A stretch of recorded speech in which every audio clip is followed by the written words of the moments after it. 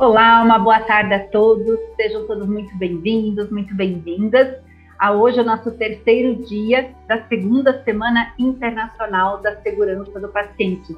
É um prazer estarmos aqui para continuar a nossa discussão aí sobre a questão dos medicamentos, toda a cadeia medicamentosa, envolvendo aí, inclusive, não só o processo, mas envolvendo os pacientes, profissionais, que é o que vocês estão tendo a oportunidade de discutir essa semana com grandes especialistas, né?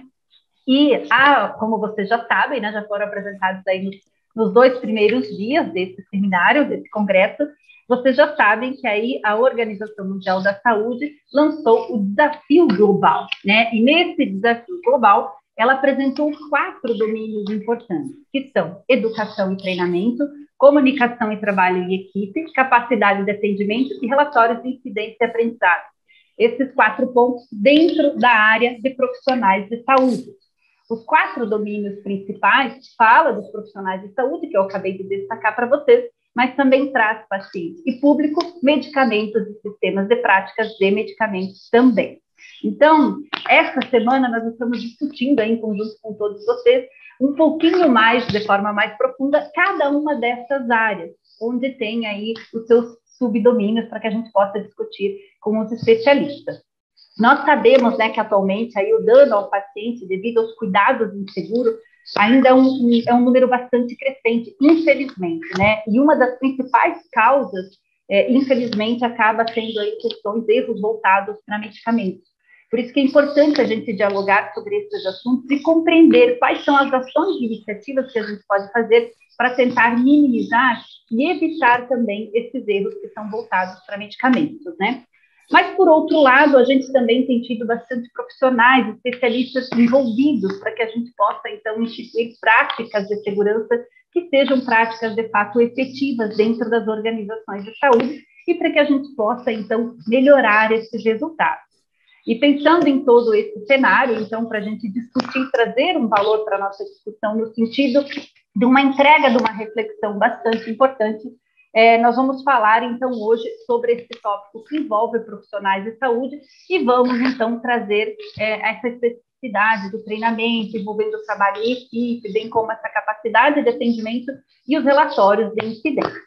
Mas antes de apresentar para vocês aqui os especialistas que farão parte desta mesa, eu vou convidar aqui o Carlos Damasceno, que ele vai continuar a apresentação aí sobre o gerenciamento, né, de um programa que a BD tem. Então, eu convido o Carlos para fazer a sua apresentação e, posterior à apresentação do Carlos, eu apresento os especialistas desse nosso debate de hoje para que a gente possa, então, iniciar a nossa discussão.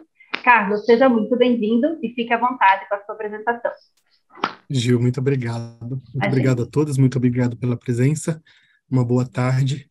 Bom, quem vem acompanhando aí desde a segunda, nós estamos criando uma história. E no primeiro dia nós contamos aqui que a terapia intravenosa existe por trás dela um problema, que são as variações dos processos. Ontem nós falamos, olha, essas variações podem causar alguns problemas. E dissemos quais eram esses problemas.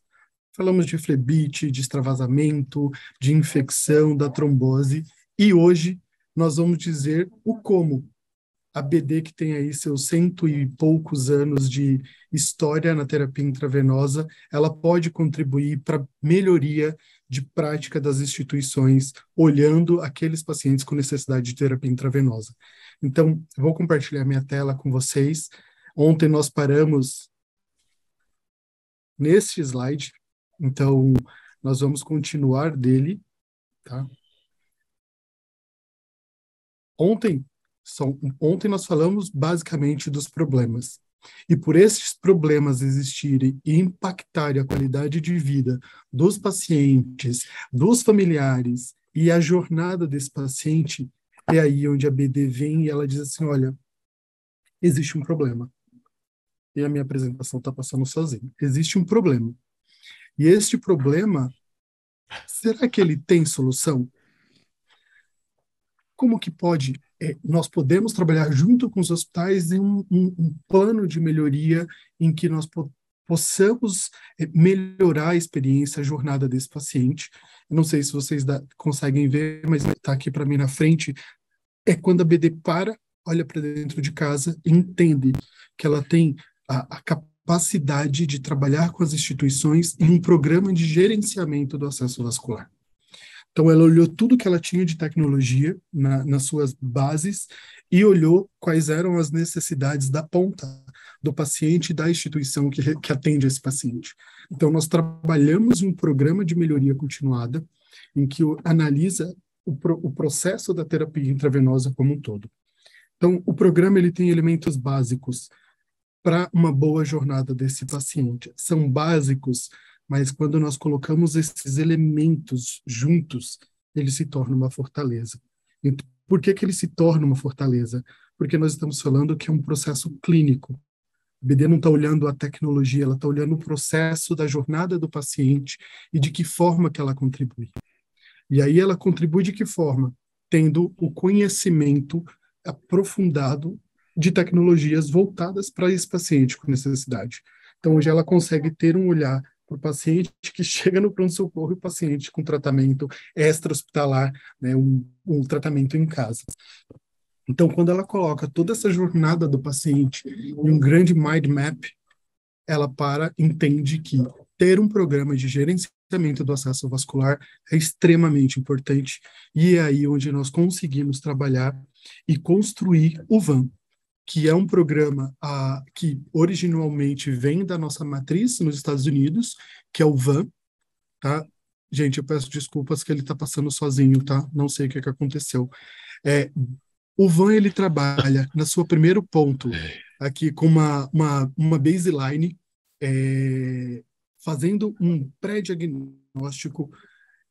Gil, eu vou parar rapidinho só para tentar corrigir o problema, tá? Sem problema, Carlos, se quiser.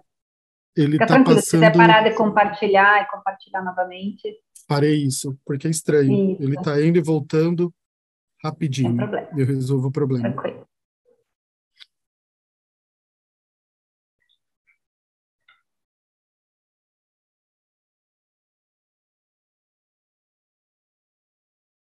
Rapidinho.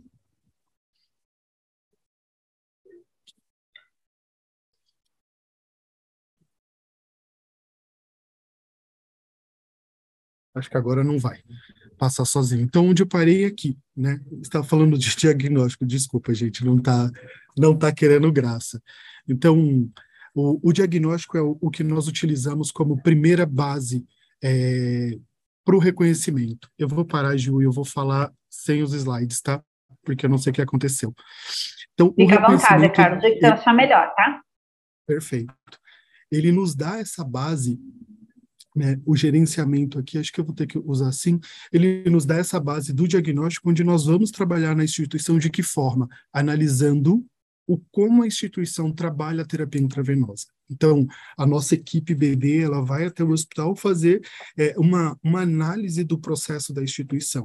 Então, esse diagnóstico, ele vai estar olhando como a instituição faz a seleção dos dispositivos intravasculares, como o hospital faz a manutenção e a cobertura desses dispositivos.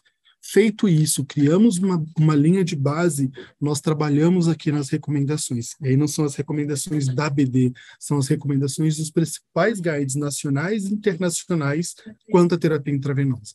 Então, nós sentamos, e aí a equipe clínica da BD, olhamos todo o processo, todo o diagnóstico, a linha de base, que foi a fotografia que tiramos do hospital, e levamos para o hospital as recomendações.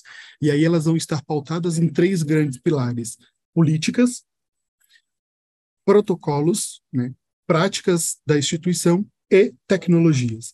Poxa, eu tenho uma Ferrari aqui, mas eu estou utilizando essa Ferrari como Fusca.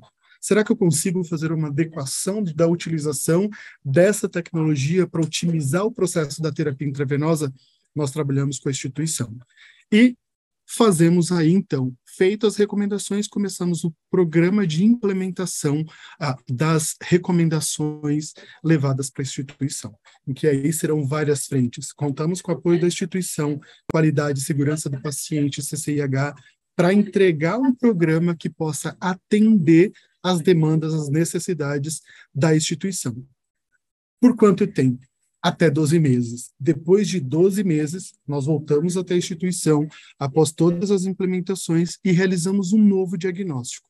onde nós vamos olhar o antes e o depois das implementações para ter uma ideia se será possível conseguir melhorar os resultados das instituições após a implementação do programa. Aqui foram alguns estudos, principalmente nos Estados Unidos, em que nós aplicamos o VAN e apresentaram redução, né, de complicações em 32%, redução de custos em 33%, aumento da satisfação do paciente, e aí, principalmente quando nós olhamos o fator dor, porque as múltiplas funções causam dor, redução de CLABSI, porque você passa a ter um olhar diferenciado para o acesso vascular e aumento no sucesso da primeira função. Por quê?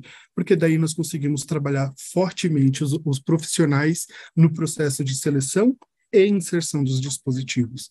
Então, poxa, eu faço a construção de uma brigada, eu trabalho todo o pacote educacional dentro da instituição para otimizar os recursos e a experiência do paciente, tornando-a mais satisfatória possível.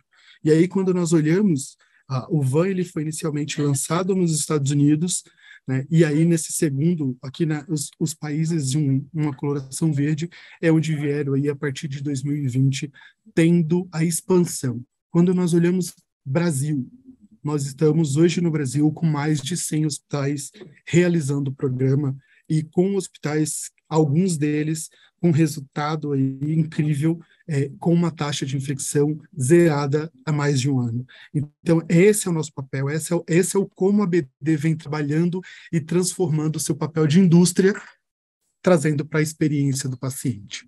Então, amanhã, espero que a apresentação não cause, nós temos aí a última cereja do bolo, que é o como a BD trabalhou esse último ano para reforçar ainda mais a importância de qualidade e segurança do paciente dentro do VAN.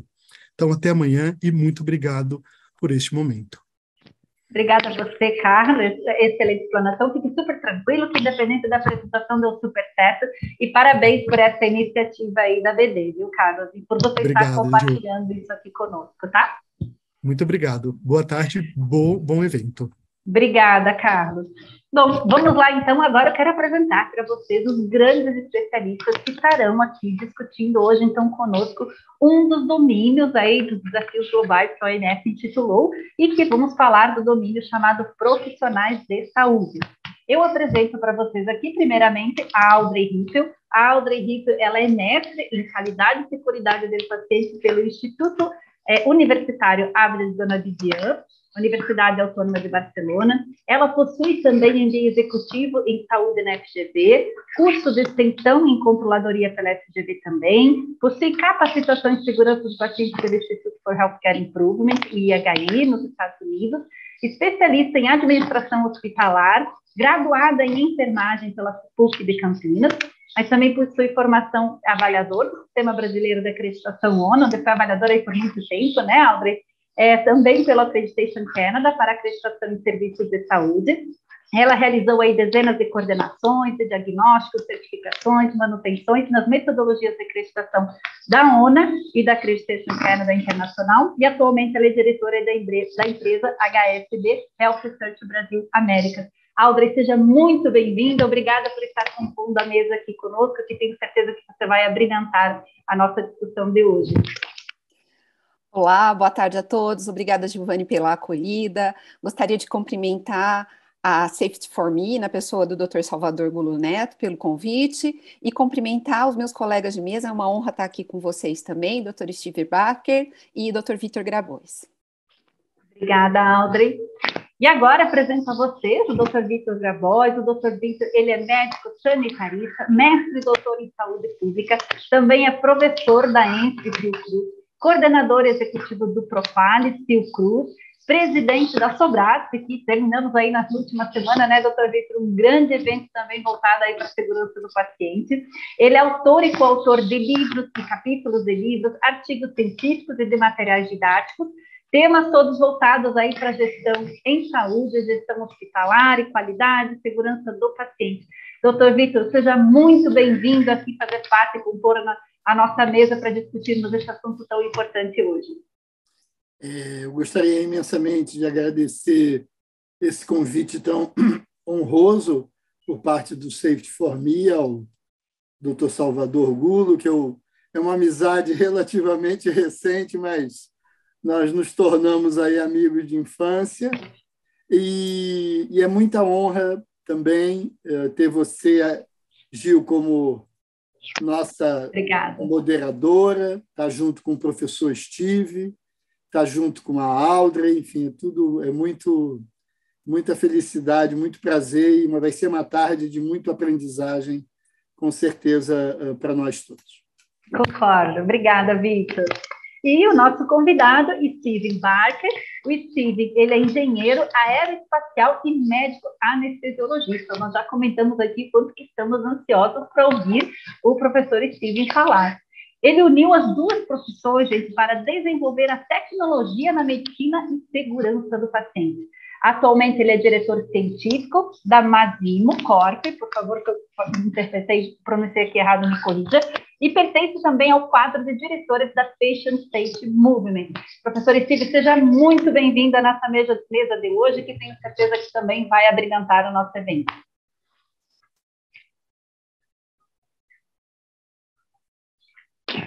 Você quer habilitar seu microfone, professor, para dar um oi para o pessoal que está aqui nos ouvindo?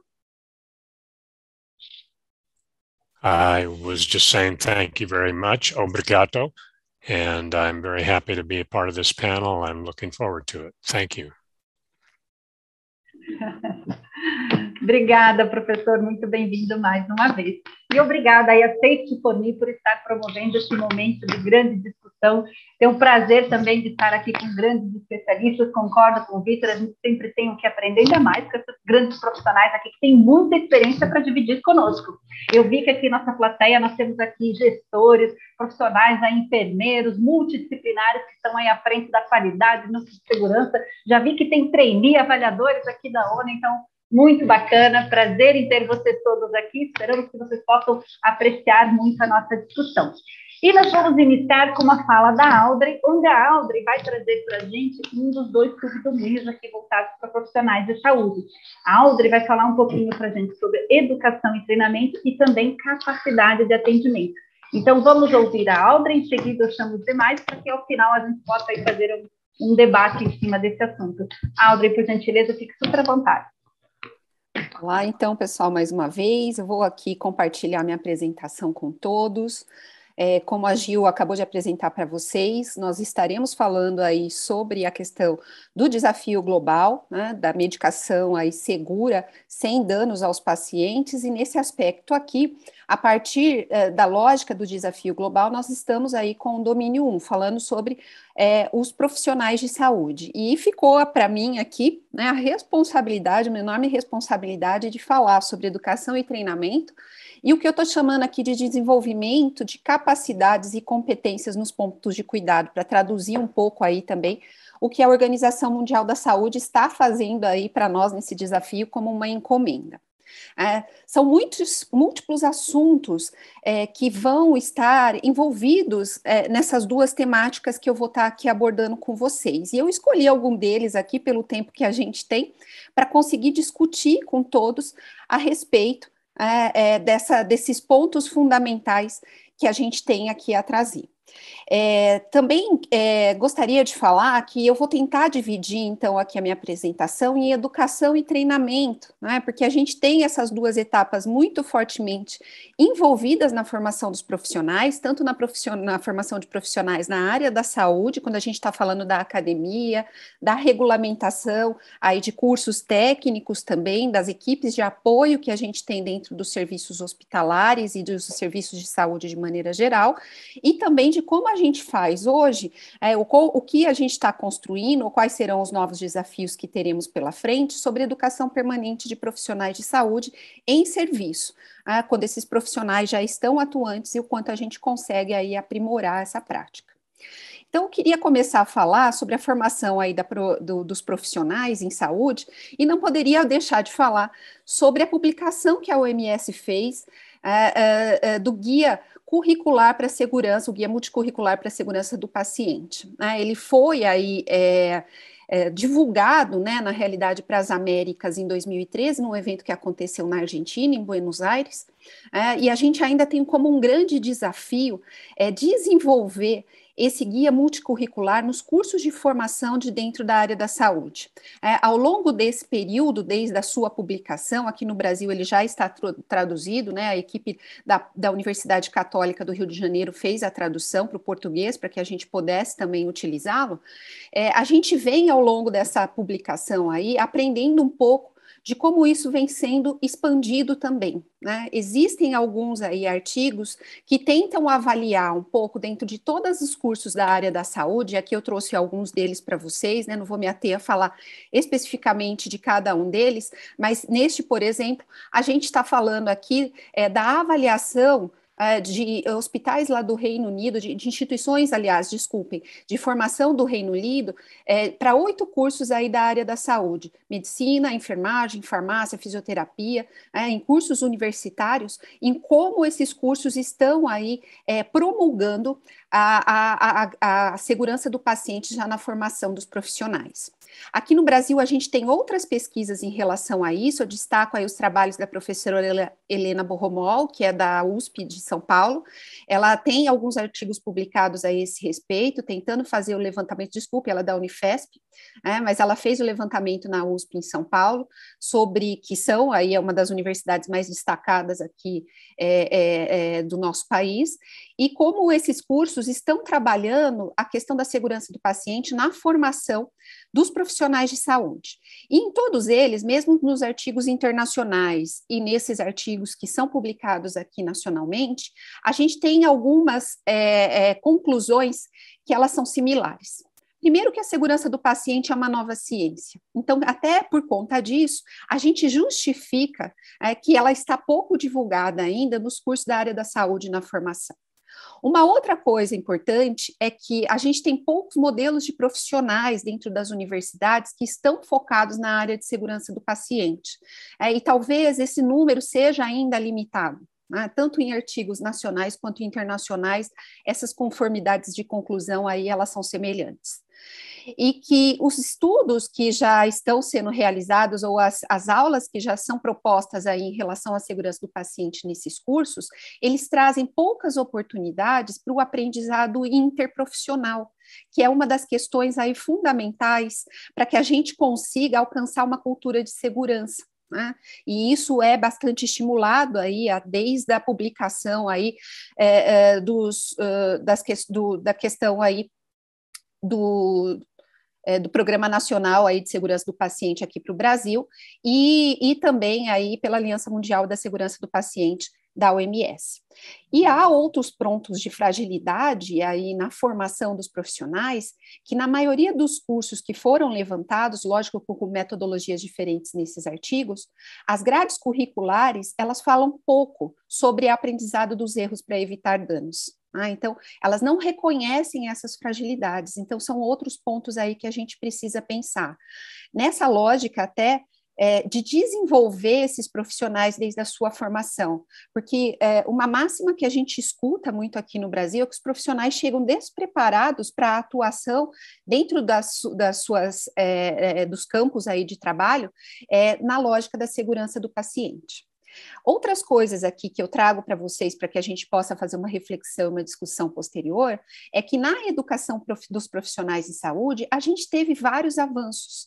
Houveram várias publicações realizadas pela Organização Mundial da Saúde, destaco aí, por exemplo, as metas internacionais para a segurança do paciente, que foram divulgadas em todo o mundo, a Aliança Mundial para a Segurança do Paciente, da qual o Brasil também é signatário, ela trouxe seus frutos. Desde 2013, nós temos um Programa Nacional de Segurança do Paciente, que tem trazido também novas publicações aí a esse respeito, inclusive com os protocolos de segurança, destacando aqui em relação à segurança da cadeia medicamentosa, eles estando aí publicados também em português, coordenados pelo Ministério da Saúde, monitorados pela Agência Nacional de Vigilância Sanitária.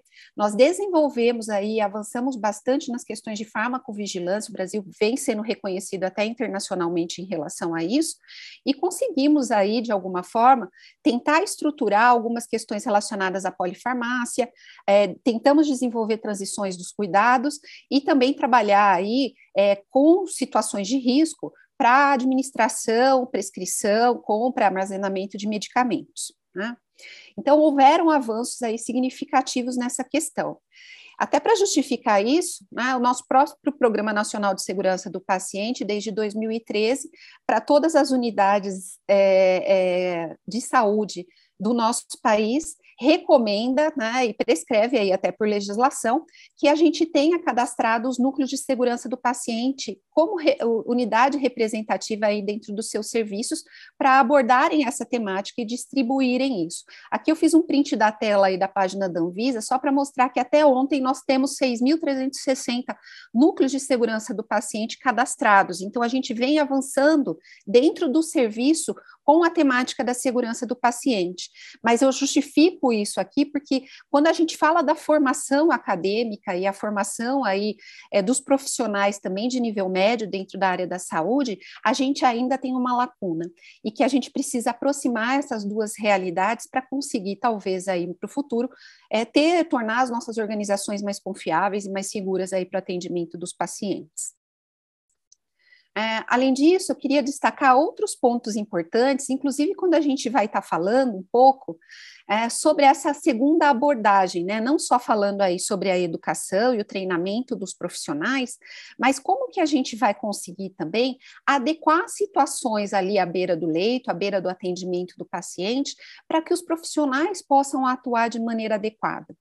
A gente precisa aí retomar essa questão muito fortemente dentro dos serviços de saúde sobre a abordagem de fatores humanos. Acredito até que os meus colegas vão abordar esse assunto aí com mais propriedade e mais intensamente do que eu. Mas, sem dúvida nenhuma, entender que os fatores humanos, eles fazem parte aí até, inclusive, da regulação dos serviços de saúde.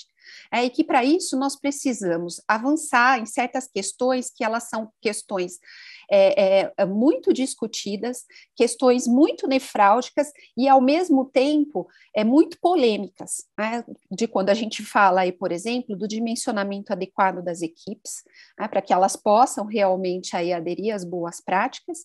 Quando a gente está falando de sobrecarga de trabalho, a pandemia nos mostrou isso aí, inclusive aí com burnout, né, dos profissionais, onde a gente precisou aí lançar a mão e vem aí aprendendo com isso também, como tratar a saúde mental dos nossos profissionais e até a temática da violência no atendimento aí a populações e no atendimento aí desses profissionais. Então, essa conscientização sobre os fatores humanos é uma parte essencial aí da regulamentação que nós vamos ter que desenvolver e entendimento até dentro aí dos modelos de gestão de pessoas das organizações de saúde, que esses profissionais precisam de uma estrutura para isso. Não só a estrutura de boas intenções, quando a gente está falando que profissionais envolvidos nos aspectos relacionados, por exemplo, a eventos adversos, eles precisam ser apoiados, mas que a gente também tem aí estratégias realizadas, né, e até reguladas para que a gente possa atuar de uma maneira mais confiável e para que esses profissionais recebam apoio e suporte. Não é incomum nos serviços de saúde, por exemplo, a gente se deparar com situações de burnout, né? Essa meta-análise aqui, ela é bem recente, está saindo bem fresquinha aí da publicação do British Medical Journal, e ela fala aí tenta buscar nessa meta-análise o burnout da equipe médica, né? Que está muito associado ao mau funcionamento, à sustentabilidade das organizações de saúde, principalmente por contribuir aí no desligamento da carreira, na rotatividade dos médicos, né? E isso não é diferente em relação às outras equipes também. Existem trabalhos como, por exemplo, né, os trabalhos aqui da professora Aiken, da Linda Aiken, aí, que é americana da Universidade da Pensilvânia, que demonstram aí o quanto o relacionamento do dimensionamento da equipe de enfermagem tem correlação aí com a qualidade da assistência que está sendo prestada aos profissionais.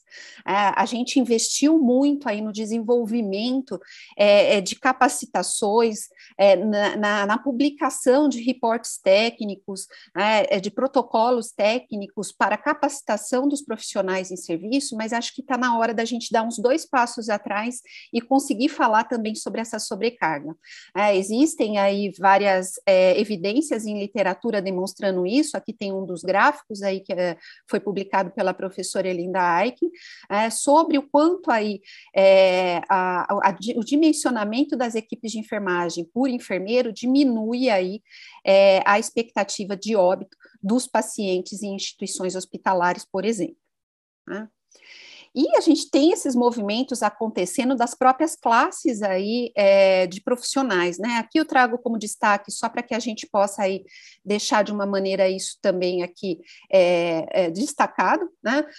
Mas aí aqui no Brasil a gente está vivendo aí o movimento aí da valorização da equipe de enfermagem, né? Com a criação aí de um piso salarial nacional, que ainda é muito divergente, e essa polêmica está muito forte neste momento aqui no país, mas em outros países, inclusive nos Estados Unidos, em outros países aqui até da Europa, essa temática vem se fortalecendo. Né? Então, assim, tanto para as equipes médicas quanto para as equipes de enfermagem, e aqui eu destaco também os farmacêuticos, é importante que a gente olhe para essa questão do dimensionamento de uma outra forma, né? Se a gente quiser avançar mesmo nas culturas aí de segurança, principalmente na cadeia medicamentosa.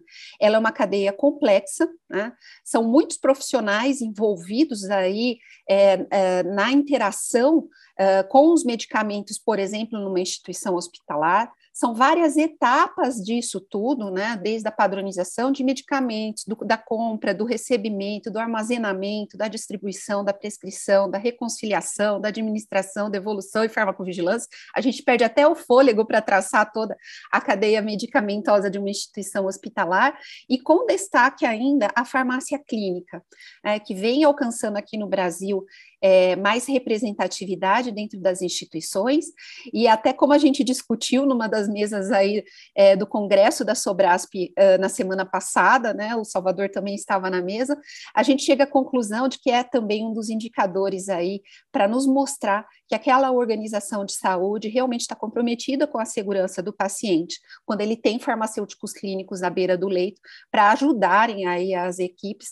a traçarem as melhores recomendações na utilização, nas interações entre os medicamentos, no aprazamento, e em todas essas etapas aqui que são fundamentais para as equipes médicas, de enfermagem e outras equipes de saúde poderem atender o seu paciente aí com mais segurança e diminuírem aí os riscos desnecessários associados ao cuidado que eles oferecem, né? Dentro desses outros aspectos, né, ainda falando aí dos aspectos, quando a gente está falando de oferecer melhores capacidades para os profissionais que estão à beira do leito, não poderia deixar de falar aí do suporte às segundas vítimas. Né? Comentei anteriormente, né, que não adianta a gente ficar só no campo das intenções, das boas intenções em relação ao suporte às segundas vítimas. Precisam haver aí regulamentações importantes a esse respeito. Né? Destaco aqui, porque isso vai ser objeto ainda de discussão posteriores aqui nas perguntas e respostas que a gente ainda vai ter aqui durante esse debate, mas eu destaco aqui também a iniciativa da Organização Nacional de Acreditação, que colocou aí dentro dos requisitos da acreditação fluxos de suporte às segundas vítimas dentro das organizações que são acreditadas por ela, e que esses fluxos fiquem aí sobre a responsabilidade dos profissionais também de gestão de pessoas que têm capacidades para isso. Né? Na nossa área não é incomum um profissional que está envolvido dentro de um incidente, né, ele ter que continuar trabalhando em seguida ao incidente. Apesar de todas as pessoas estarem sensíveis a isso, a própria pressão pela produção, ou então por não ter aí, estratégias formais de apoio às segundas vítimas, a própria instituição não sabe muito bem como lidar com essa situação. E ainda falando um pouco aí sobre o desenvolvimento das equipes na linha de frente, né, a gente ainda teve aí vários avanços em relação a isso, que eu acho que vale a pena destacar, com a publicação de todos os protocolos de segurança do paciente a nível nacional, né, e com a instituição desses protocolos através dos núcleos de segurança do paciente, até pela regulação que nós temos desde 2013. Há muito a avançar, o Brasil é um país continental, então a gente tem instituições aí de saúde em culturas diferentes, apesar de ser dentro do mesmo país, em realidades e complexidades de saúde diferentes, mas temos avançado. A Anvisa tem aí publicado também aí a pesquisa de cultura de segurança do paciente, tentou avaliar as práticas de segurança do paciente também nas UTIs, inicialmente aqui dentro do território nacional, e acredito que esses protocolos estão contribuindo muito aí para que a gente possa levar a temática da segurança do paciente também para a beira do leito, inclusive com a adesão dos próprios pacientes, né, e a sensibilização desses pacientes a isso. Ainda muito no começo, a gente ainda tem muito a avançar, mas que isso possa favorecer aí a questão da interdisciplinariedade, que é fundamental quando a gente está falando da segurança da cadeia medicamentosa, por exemplo, porque são muitas equipes envolvidas. Tivemos alguns avanços também na comunicação efetiva, né? A gente tem um protocolo aí de transições dos cuidados também, que são boas práticas que são estabelecidas dentro dos serviços de saúde, mas a gente ainda precisa avançar na comunicação efetiva. A gente conhece, né, muitas instituições no Brasil, principalmente aquelas mais vinculadas aos modelos de acreditação nacional e internacionais que existem aqui, que trabalham muito a questão aí dos huddles de segurança do paciente também, como boas práticas para incentivar as equipes a trabalharem interdisciplinariamente. E temos tarefas de casas aí no futuro, né?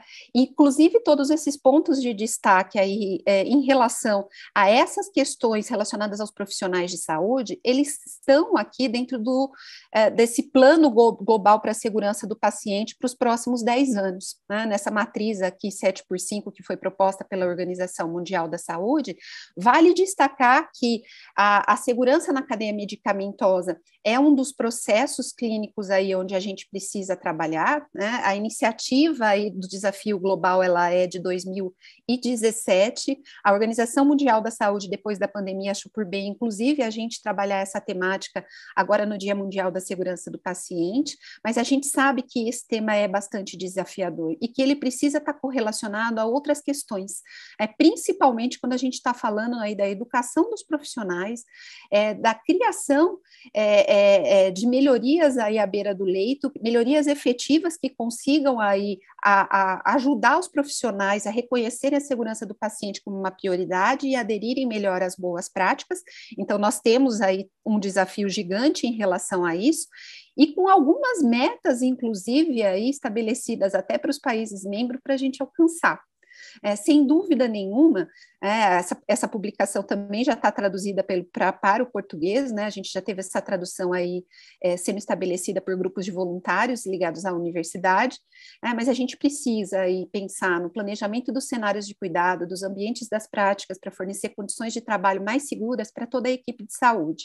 Não só falando sobre segurança ocupacional, que no Brasil é bem regulamentado, inclusive pelo Ministério do Trabalho, a gente tem muito a avançar, mas a gente tem aí programas de prevenção de riscos dentro dos serviços de saúde e programas de medicina ocupacional como itens obrigatórios, né, inclusive aí para credenciamento dessas instituições e liberação do funcionamento dessas instituições, mas nós temos que avançar em outras questões, né? A gente conseguir aí, sem dúvida nenhuma, implementar medidas para proteger esses trabalhadores, por exemplo, de violência física, mental, apoio às questões mentais dos trabalhadores, que esses trabalhadores consigam aí serem apoiados nas situações, por exemplo, enquanto segundas vítimas, assédio moral, discriminação e outras questões aí que são importantes e que, sem dúvida nenhuma, vão ter aí que ser investidas, serem feitos investimentos para que a gente possa correlacionar isso a outros integrantes também da sociedade, né?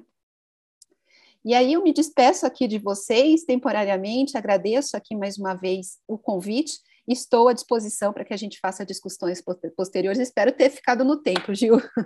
Não, excelente, Aldra. Além de ter cumprido com o tempo, você trouxe aqui questões bastante importantes, né? Destacou aí a importância de toda essa capacitação e treinamento, trazendo aí referências excelentes, inclusive demonstrando, né, o quanto que aí um dimensionamento adequado pode proporcionar às organizações a terem melhores resultados, né, Aldra? Muito bacana. Trouxe para a gente aí a complexidade, né, de uma forma, lógico, dentro do seu tempo, né, que não era muito grande, e daria para a gente ficar o dia inteiro discutindo o que você trouxe aqui de uma forma excelente e muito profunda, mas trouxe aí de uma forma bem objetiva a complexidade da cadeia medicamentosa, a importância da valorização das pessoas, o olhar para as segundas vítimas, né, bem como aí todos os protocolos e outras referências que você trouxe. Então, muito obrigada até aqui, Audrey. Agora eu chamo o Steve Bartes, e o Steve vai falar para a gente, então, um pouco sobre a comunicação e o trabalho em equipe. Steve, por gentileza, fique super à vontade, a palavra é sua.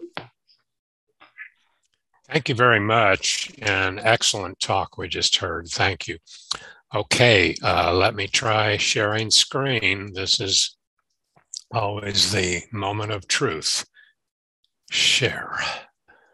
Okay, do you see a slide that says communication?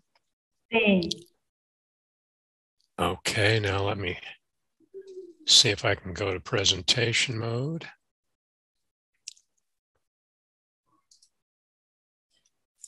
Okay, I hope you are seeing a nice picture of my backyard in Tucson, Arizona. And this is to make you want to come visit. This is what I look at sitting on my back porch. We'll talk about communication. How do we make it work, and what happens if we don't? As you heard earlier, I have a sort of an unusual title that I'm kind of happy about. You see, I'm Professor Emeritus of Anesthesiology and Aerospace Engineering at the University of Arizona. And my first career was actually in aerospace engineering. The PhD is in that field from California Institute of Technology. I was a professor of aerospace engineering and then got the desire to go into medicine, went to medical school and became an anesthesiologist. And in my second career, since that decision, I have often tried to integrate the two professions, and warning, you will see some examples of that here in this talk. But I think it's interesting. I hope you will find it so. What are the most important communications in patient care? What are their forms? And we'll talk about two of them here. And secondly, if those fail, how do they fail, and what can we do to avoid that? Well, let's start off with handoff communications, which is a very important topic. As you see the definition here, a handoff between caregivers is the transfer of patient care by effective communication. It is a process of transmitting patient-specific information from one caregiver or team to another to ensure continuity and safety of care. The handoff process involves one or more senders, that is, the caregivers transmitting the patient information and transmitting the patient care, transitioning to the next caregiver, and it involves receivers, the caregivers who accept patient information and accept care of that patient. But I will emphasize that although it is a transfer, this process has to be a two-way conversation. Now, the Agency for Healthcare Research and Quality has reported that at least half of hospital staff feel that patient information is lost commonly during these transfers across hospital units, and even during shift changes, change of nursing shift, for example, which is one of the forms of handoffs. Breakdown in communications was actually the leading root cause of sentinel events reported by the Joint Commission on Healthcare between 1995, I believe it was, and 2006. What are the ingredients of a proper handoff? Well, there are many, and as I will show you, there are a lot of different types of handoffs. One is obviously, why is this patient in the hospital? What is their problem list? Not just the reason for admission, but what other health problems do they have? For example, hypertension, diabetes, all very relevant. Key parts of the history and physical.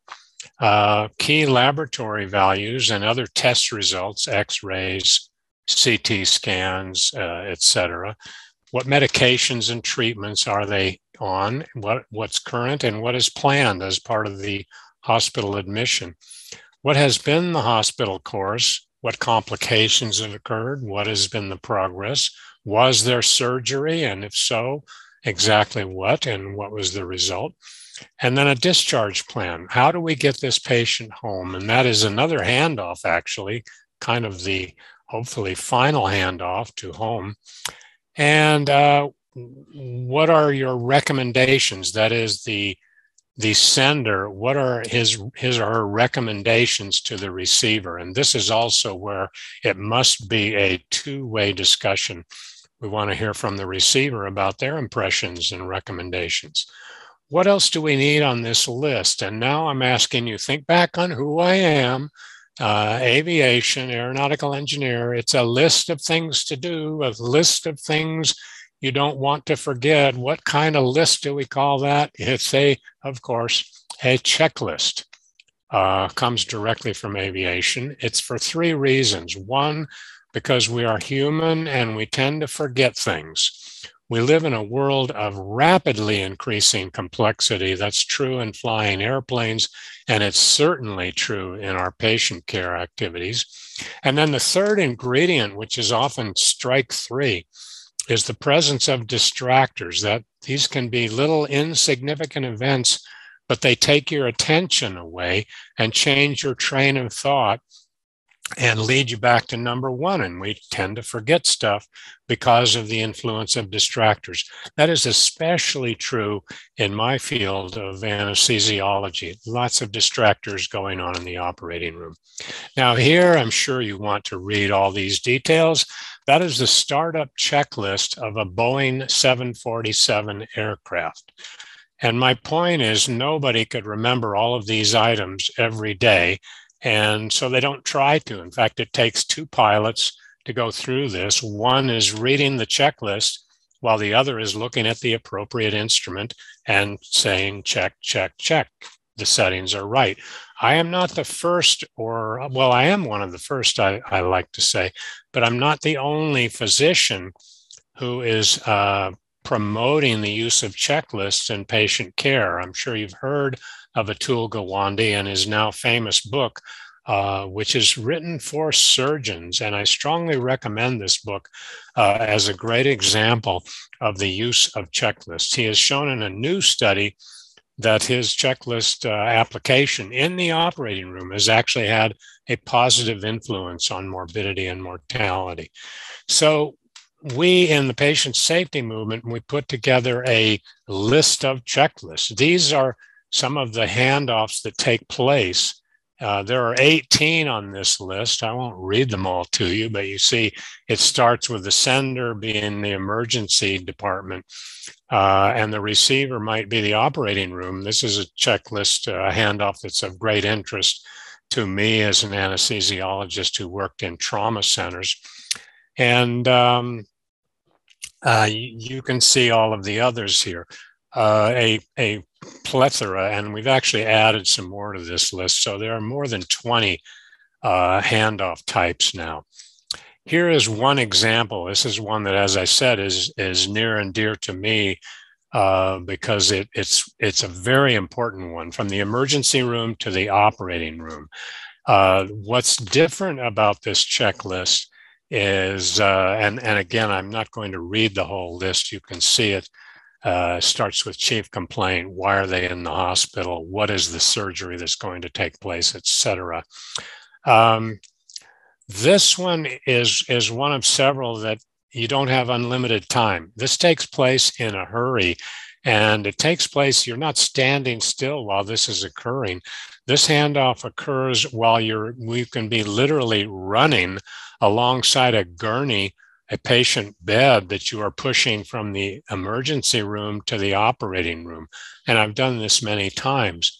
You cannot obviously be reading a checklist while you're pushing this gurney. You will fall flat on your face.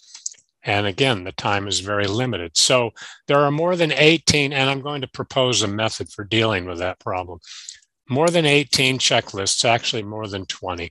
Can we simplify this list of checklists? Are there any that can be combined? Are there any that can be eliminated? And what do these checklists actually look like? Are they pieces of paper or what? I'm going to give you a couple of thoughts on that. Where are they located? How are they used? Here is my suggestion for at least the ones that are urgent. And the classic one, of course, is the emergency room to the operating room, as I said. Here is my suggestion. You've got your iPad or your iPhone or your tablet, your device. You put the checklist on the device, and you can either read through it, or the device can verbally read the checklist to you while you are running alongside that gurney going to the operating room. So how does this work? All entries in the checklist from the sender appear automatically on both the sender and the receiver's device on their cell phone or tablet. The checklist can also be branched. That is, what is the exact next item might depend on the answer to the previous item. Is the patient going to surgery? If the answer is yes, what are the anesthesia considerations, et cetera, et cetera. The checklist can be updated by both the sender and the receiver, and updates appear on both of their devices. As I said already, I'll probably say it again, these handoffs are not one-way, they are two-way conversations. And the checklist in that way can connect with the electronic medical record. It can also refer to updates on laboratory studies, tests, as I said, X-rays, CT scans, availability of blood for transfusion, et cetera. It all ties together. And again, it's all about communication. Our new electronic and artificial intelligence capabilities can really enhance that. Voice recognition input, that is, you literally talk to your device and it's understood and read. Sure, why not? The voice recognition technology today is so far advanced over what it was 10 years ago. It's excellent. Now, let me change topics slightly from handoff communications to another very common communication failure, and I'll finish up with that. And that is medication errors. In anesthesiology, drug swaps, we call it, that is giving the wrong drug, is actually still listed as the third leading, can you believe that? The third leading cause of anesthesia morbidity and mortality. And there are many contributing factors to that.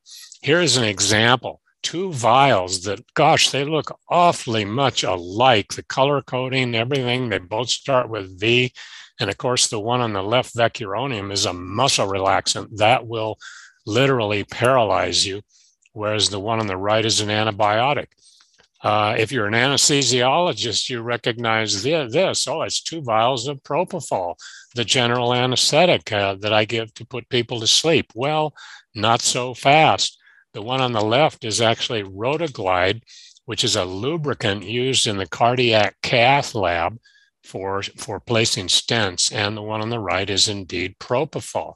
So you can't go by appearances. That's the moral of these 2 slides. I'll give you 2 cases and then I'll wrap up. Glutaraldehyde. This happened in the University of Miami, which is where I went to medical school in 1985, shortly after I was there. A famous photographer was anesthetized to have a dead eye taken out. He had an eye that wasn't functional. They're taking it out.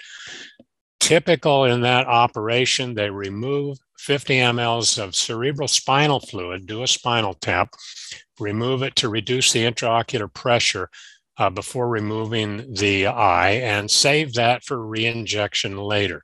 The anesthesiologist had it in a syringe, put the syringe down on his cart, not labeled. Strike two.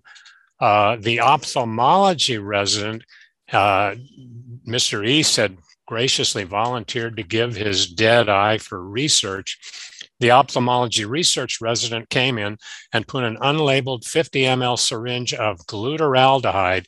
You can think of that as basically formaldehyde. It's a preservative on the anesthesia cart for preserving the eye specimen. I guess I don't have to tell you the rest. The glutaraldehyde was given back into the spinal catheter. The patient was declared brain dead, and ventilation was stopped a few days later. One more case, and then we wrap up. This really happened at my hospital, and I was shocked and dismayed, and we did a large investigation. Viocase, with a K, is a mixture of pancreatic enzymes, pancreatic lipase, protease, amylase, etc. Comes in tablets or powder. Obviously, this is meant to help people digest their feeding. They're either tube feedings or oral feedings. And the prescription was written by the physician who knew the drug very well. Viocase powder, 1 gram mixed in 20 mLs of normal saline. Okay, that's easy. But what's missing from this order? And this is where we're going to get into my final checklist. Route of administration. Sure, you and I know it obviously has to be given into the stomach, so it's given down a feeding tube. In this patient's case, this was a trauma patient on a ventilator with a feeding tube. The route was missing. The nurse who gave the drug did not know the drug, and she carried out the order as written, gave it as an intravenous bolus. The patient died a rather horrible death within 6 hours of basically being digested from his own intravascular space. Horrible. So route of administration. So again, I applied the checklist, and I recommend this to all of you. My last point is a checklist with a mnemonic, DDRTP. And I hope there's a better way of making that into something that's pronounceable. Maybe you can help me with that. D is drug. Specify the correct drug. Use brand name if needed, but make sure it's the right drug, the right dose. Remember that drugs come in different concentrations. The right route. Don't forget to specify route. Remember, the person you're communicating with, often a nurse, may not be familiar with the drug. And the right time. When do you want it given? How often? And last but not least, P, the right patient. Be sure you are giving it to the right patient. That's for both ends. That is, when you write the order, double check that it's the right chart. And when you take the order, make sure you're giving the dose to the right patient. I've seen amazing number of errors in that. So DDRTP is my recommendation. Conclusions: good communication is crucial to patient safety. Patients are harmed when it does not happen. I've given you 2 categories of examples. Handoffs are a prime example of that. As I said, a leading cause of patient harm, including deaths. Consistently good handoff communications can be aided with checklists. Atul Gawande is a good example. And medication errors are often caused by poor communication and can be avoided by using a checklist for writing and taking down orders. And that's my summary. Here is my backyard in January. Yes, it actually snows in Tucson. Thank you very much. And let's see if I can stop sharing and go back to... There we are. Okay. I hope you heard that, and I would love to answer questions about it when the time comes. It's delaying. Excelente, professor Steve. Adoramos as imagens lá próximas da sua casa. Parabéns, lindas. Thank you. E muito bacana a sua explanação. Please come. Come visit. Com certeza. Tendo oportunidade, estaremos aí, vamos te visitar. Okay. E muito bacana, viu, professor? Você trouxe de forma excelente para a gente a importância da comunicação, né? Onde a gente precisa identificar quais são esses pontos de comunicação, inclusive já nos trouxe aí sugestões, né, destacando bastante checklist de ferramentas que a gente pode utilizar para que a gente possa, então, proporcionar uma comunicação assertiva dentro das nossas organizações. Então, muito obrigada até aqui, professor Steve. Depois você vai retornar conosco aqui nas questões. E agora eu convido o professor Victor Grabois, que ele vai falar conosco sobre relatórios de incidentes e aprendizado. Por favor, professor Victor, fique super à vontade. Boa tarde a todas e a todos novamente. Parabenizando aí a Audrey e o professor Steve por apresentações sensacionais. Então, aumentando aqui a minha responsabilidade. Eu vou compartilhar aqui, então, a minha apresentação.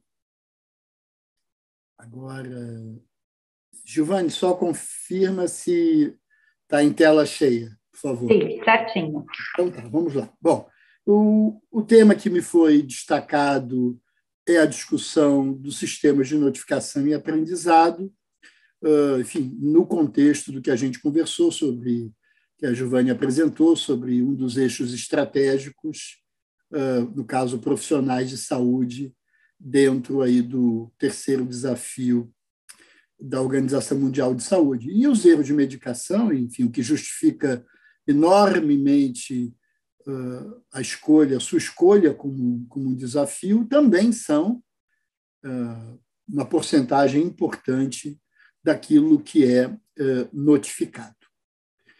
Os sistemas de notificação, na verdade, sob os mais diferentes formatos, visam, em última instância, o registro, né, a comunicação da ocorrência de incidentes no cuidado de saúde.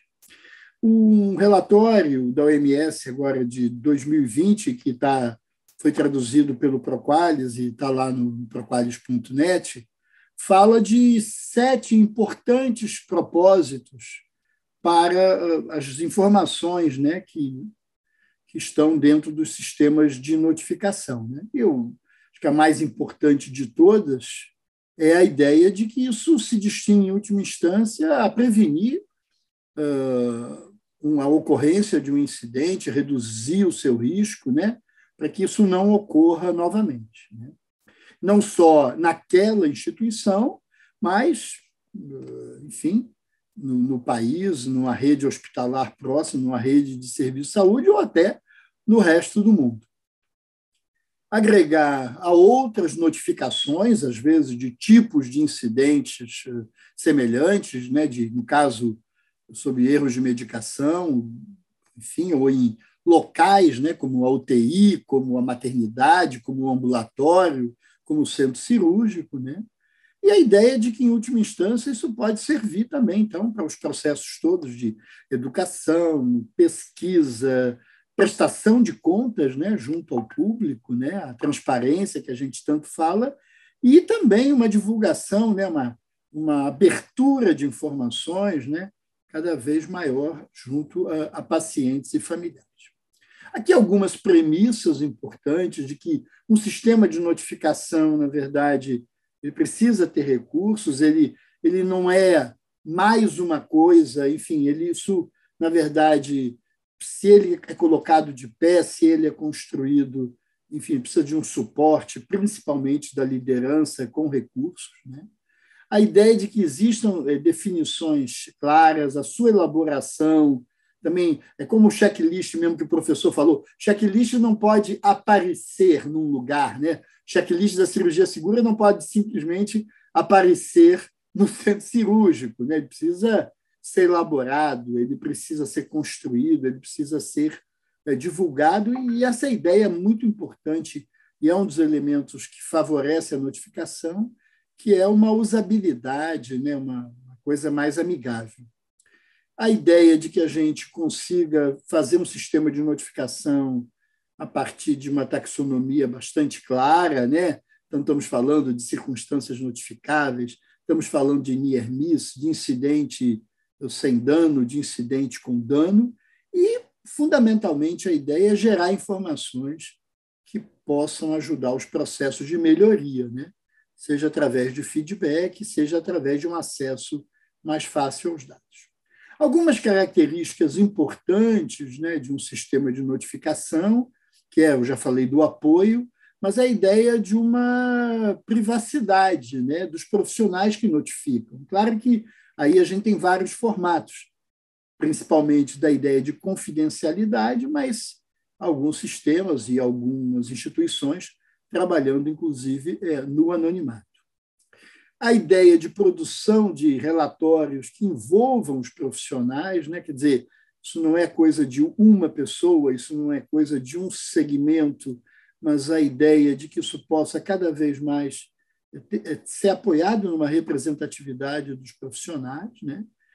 Isso também, enfim, uma coisa não pode ser notificada e muito tempo depois isso é revelado, isso é trazido. Então, a questão do timing como um elemento importante dentro da discussão do feedback e, eu vou mostrar isso daqui a pouco, a ideia de que se há um processo de notificação, como é que eu faço toda essa identificação, essa análise, né?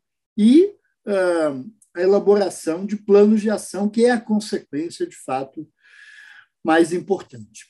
Também algumas outras características muito significativas apontadas pelo professor Charles Vincent, que esteve conosco, aí, ainda que virtualmente, nessa sexta-feira passada, no Congresso da Sobrasco. O primeiro ponto importante, fundamental, é uma característica não punitiva, isto é, nenhum profissional, por comunicar, por estar envolvido, nenhum setor por comunicar ou por estar envolvido na ocorrência do evento adverso, que isso possa servir para qualquer tipo de punição.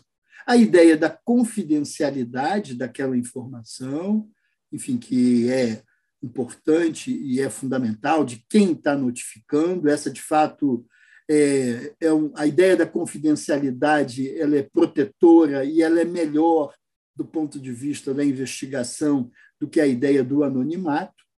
Aqui uma questão que é importante, que eu acho que vale a pena esse debate, dentro do que o professor Vincent propõe, na ideia de que, idealmente, as notificações deveriam ser analisadas por instituições externas, dentro de uma lógica de fugir um pouco dos aspectos de hierarquia gerencial e até dando um certo grau mesmo de independência para essa análise. Porque, quando a gente pensa na notificação, a gente pode... Enfim, muitas instituições vão apontar para os profissionais que estão na linha de frente, mas dentro do modelo lá do próprio protocolo de Londres, né, na ideia dos fatores contribuintes, a gente tem os fatores da equipe, os fatores individuais, né, os fatores do ambiente e os próprios fatores organizacionais, né, como o problema mesmo do subdimensionamento de pessoal pode estar na raiz da ocorrência de um incidente. E como é que isso é avaliado de uma maneira mais independente? A ideia de uma resposta oportuna para os usuários do sistema, aí no caso estamos nos referindo ao sistema de notificação, a ideia de uma orientação para a solução dos problemas. Então, quer dizer, qualquer sistema de notificações e aprendizado, ele, na verdade, ele é orientado para a resolução, ele é orientado para a revisão dos processos, de forma que aquilo não ocorra. E fundamental dentro dessa ideia da mudança, né, das ideias de melhoria, das ideias de mudança que podem ser melhorias, de fato, que as organizações estejam abertas, né, no sentido, e particularmente a liderança, para que as mudanças sugeridas, de fato, possam ser, pelo menos, testadas, né, se elas efetivamente correspondem a melhorias. Aqui, enfim, a gente não vai ler tudo, mas também no mesmo documento que eu me referi, 10 fatos importantes, sistemas de notificação, o foco no aprendizado. Eu sempre falo em aulas, em outras palestras, que não é à toa que o sistema inglês de notificações ele se chama Sistema Nacional de Notificação de Incidentes e Aprendizado, porque esse é o grande foco. Mas isso precisa o quê?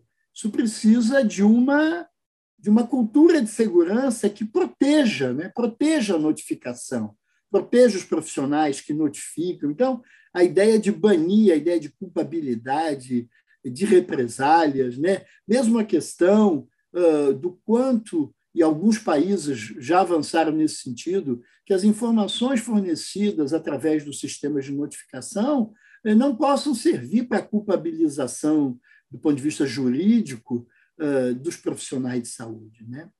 A gente também precisa reconhecer que a notificação, por mais importante que seja, ela também não é o padrão ouro para a gente conhecer toda a ocorrência de eventos adversos, mas, no entanto, a gente precisa, de qualquer maneira, saber que os números que aparecem ali, e a finalidade não é gerar estatísticas, mas que a notificação sofre influência, portanto, da cultura, do que se faz com as notificações, enfim. Então, a gente também precisa reconhecer que elas, muitas vezes, podem ser uma certa ponta do iceberg.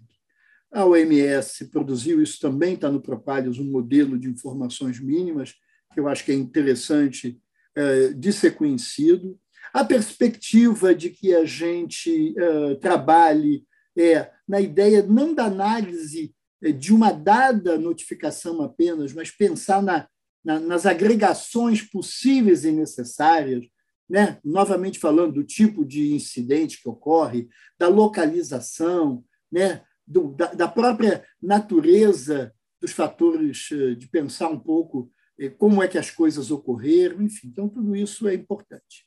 A ideia de nexo causal, cada vez mais, do ponto de vista da gente pensar o aprendizado com as perguntas-chave, né? Como é que ocorreu e por que ocorreu? Não haverá aprendizado se a gente se fixar numa pergunta que é uma pergunta hoje já atrasada. Quem? A gente só consegue aprender, a gente só consegue evoluir se a gente pensar na lógica de como foi que as coisas se passaram, como foi que elas aconteceram e, particularmente, o que contribuiu para essa ocorrência, né? Então, a ideia de um padrão de investigação que seja adequada, que não seja simplista, que não seja, muitas vezes, olhando apenas para aquele incidente ou aquele evento adverso. A gente também pensar que sistemas de notificação podem ser os sistemas dentro de uma instituição, dentro de uma corporação, dentro de uma secretaria de saúde, como também é o caso do Brasil, dentro de um país. Mas tudo isso tem que estar vinculado a uma discussão em cada organização de qual é a cultura de segurança. O comprometimento com a questão, de fato, da melhoria e a gente entender um pouco esse processo em si de pensar quais são as melhores ideias de mudança, mas pensar isso dentro da lógica de como a organização também efetivamente funciona e como vai se dar, então, essa gestão da mudança. E, cada vez mais, a gente vai voltar a isso já já, o envolvimento de pacientes e familiares. Ainda mais se a gente pensar não na lógica da ocorrência de um evento adverso, às vezes, durante a permanência no hospital, mas toda a trajetória de cuidado desse paciente. Ainda mais quando a gente está falando de erros de medicação, em que tem a questão da polifarmácia, temos a questão das transições de cuidado, enfim. E medicamento é uma coisa que, mais do que qualquer outra coisa, acompanha o paciente em toda a sua trajetória praticamente de vida ou de cuidado dentro do sistema de saúde. Aqui mostrar para vocês de um trabalho feito por colegas nossos fantásticas, aí a autora principal, professora Maria Arada, com algumas características, estudando os sistemas de notificação da Europa. Então, a gente vai ver muito rapidamente um grande peso, na verdade, da ideia de que o profissional de saúde é quem notifica, em grande parte dos países voluntário, mas em muitos também mandatório. A organização de saúde presente em alguns sistemas de notificação, mas num bom número, talvez uma maioria, esse não é um papel da organização de saúde, aí a ideia também do voluntário ou mandatório. Paciente, na grande maioria dos sistemas, não está presente a ideia da notificação pelo paciente, mas em alguns sim, mas de forma voluntária. O público, em geral, a maioria não prevendo isso, mas em alguns também voluntário. E a gente olhar que, mesmo a regulamentação por lei, também é muito variado. Em muitos países não, alguns poucos com sim, e alguns outros na ideia do parcial. Aqui, se a gente pensar numa lógica, enfim, dentro de uma visão muito sistêmica, a gente vai ver que existe um incidente notificado, né? Um relatório, né, que, enfim, avalia essa notificação, uma investigação de causas, uma percepção de elementos sistêmicos, e aí tanto o sistema de saúde quanto o sistema que pode ser um sistema de cuidado, né, um sistema enfim, dentro do centro cirúrgico, dentro da enfermaria, enfim, não importa, dentro do hospital, isso devendo gerar, idealmente, um plano de ação e a ideia, então, de que a gente consiga evitar um dano futuro. Aqui uns slides interessantes para mostrar que, bom, esse seria mais ou menos a gestão da ideia de um incidente clínico. Ocorre um incidente, as condutas imediatas para, se houver dano, para mitigar o dano, enfim, tudo isso. Um processo de notificação, uma análise do incidente, uma implementação de recomendações e a gente volta ao sistema de cuidado. Mas o que acontece? Primeiro, muitas vezes o incidente ocorre, as condutas imediatas, de cuidado do paciente são feitas, mas não há notificação. Mas muitas vezes há notificação, mas também não há uma análise do incidente. Ou a gente pode ter uma notificação, a gente pode ter uma análise do incidente, mas a gente não tem uma implementação dessas recomendações. Aqui, para a gente olhar também, não precisamos ler tudo, mas isso é de um trabalho feito no Imperial College sobre barreiras e facilitadores, e aqui nós temos as barreiras, eu não notifico por quê, e tem coisas importantes, interessantes. Eu vou chamar a atenção de algumas. A falta de feedback, o medo da punição, o processo de notificar é muito complicado, falta de uma definição clara do que notificar, carga de trabalho, né? A ideia de que uma falta de crença que o sistema de notificação vai conduzir a uma mudança, falta de anonimato e confidencialidade, né? Medo de uma reação negativa dos colegas de trabalho, acho que isso a gente pode conversar. Não houve maiores consequências para o paciente, o que pode ser uma visão bastante errada, porque o fato de não haver consequências para o paciente não quer dizer que não se possa aprender muito com esse incidente, mesmo o near-miss, né, que não chegou ao paciente, não uma prescrição com erro revista pelo farmacêutico clínico, isso não chegou ao paciente, não causou dano, sequer atingiu o paciente. No entanto, podemos aprender enormemente sobre a redução de erros de prescrição. E se a gente olhar aqui também os facilitadores, por que eu notifico, né? Valorizo o feedback recebido, eu sei notificar e como fazer, o processo de notificar ele é simples, eu não tenho medo de ser punido, como é que essa questão ela é importante, eu trabalho em uma organização que tem uma cultura livre de punição, o sistema é anônimo, confidencial, existem diretrizes e protocolos claros para o processo de notificação, ou porque o paciente sofreu um dano sério, mas esse, de fato, não é só a principal questão, e eu sinto que é uma obrigação notificar, o que é uma coisa bem bacana também. No caso brasileiro, e eu acho que esse é um ponto para debate entre nós também, a gente tem questões importantes. Primeiro, uma ênfase muito importante na notificação externa, a meu ver, uma ênfase regulatória ainda, principalmente, e não na aprendizagem focada dentro das organizações de saúde. Então, na prática, eu sempre tenho dito muito nas minhas aulas e palestras, talvez a gente tenha que repensar o processo de notificação na ideia do que menos é mais. Talvez uma preocupação menor com a quantidade do que é notificado, mas com a aprendizagem, com a profundidade do que a gente está conseguindo alcançar e aprender. As notificações, de uma maneira geral, têm gerado principalmente estatísticas e menos orientações para melhoria, né? E também é um problema, porque dentro das próprias organizações de saúde, muitas vezes há uma dificuldade de priorizar o que vai ser notificado, mas principalmente o que a gente analisa, o que a gente trabalha. Pouco feedback, eu acho que esse é um dado real, para as organizações que notificam, e o nosso Notivisa, que precisa, de fato, de modificações na sua usabilidade, na sua abrangência. Aqui um trabalho muito recente, feito também pelos nossos colegas, aí comandados pela Maria Arada, alguns desafios, recomendações importantes, né, para o sistema de notificação. Agilizar a implementação do programa, quer dizer, o suporte. A própria questão dos núcleos que precisam ser fortalecidos do ponto de vista de composição, maturidade, acesso à liderança, né? Sedimentar uma cultura de segurança menos punitiva, mais focada na aprendizagem, né? Avaliar esse sistema, quer dizer, a qualidade das informações, como é que, de fato, o sistema de notificação consegue colocar como foco a melhoria e a aprendizagem, né? Ampliar informações sobre a existência, a possibilidade de notificação anônima, mas pelo menos confidencial, e sempre a questão do feedback.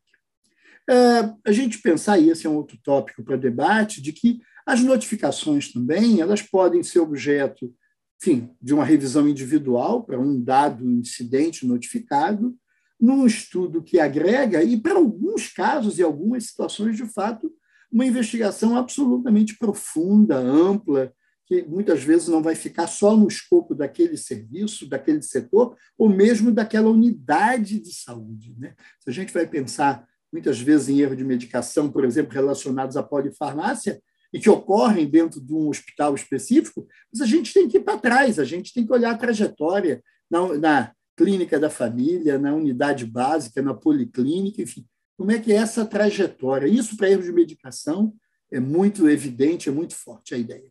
Aqui, para comentar algumas coisas, esse é um artigo muito interessante, também comandado e liderado pelo professor Vincent McRae e a Malberti também, com algumas questões importantes que impactam do ponto de vista do aprendizado, impactam do ponto de vista da própria notificação em si, a gente vai citar algumas, que é a ideia de que a gente comece a trabalhar com uma cronologia de ocorrência dos eventos adversos, mas que isso também possa vir não apenas da comunicação de um profissional de saúde, mas também dos pacientes e familiares, né?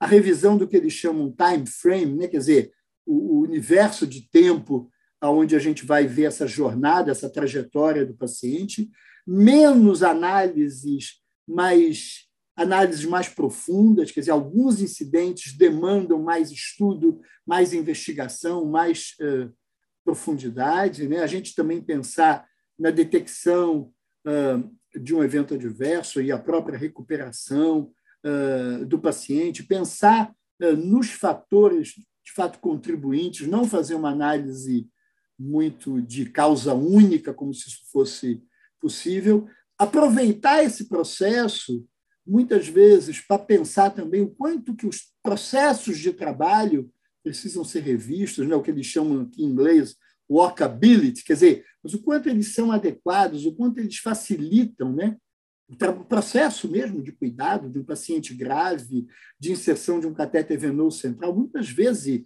e as experiências incríveis de redução da incidência de catéter venoso central, de infecção de corrente sanguínea associada ao catéter venoso central, trabalhou muito numa lógica de revisão dos processos mesmo, né, de revisão do sistema de cuidados relacionados à inserção de catéter venoso central, né? E a gente pensar em um processo de ideias de mudança, de testagens, que seja, de fato, mais amplo.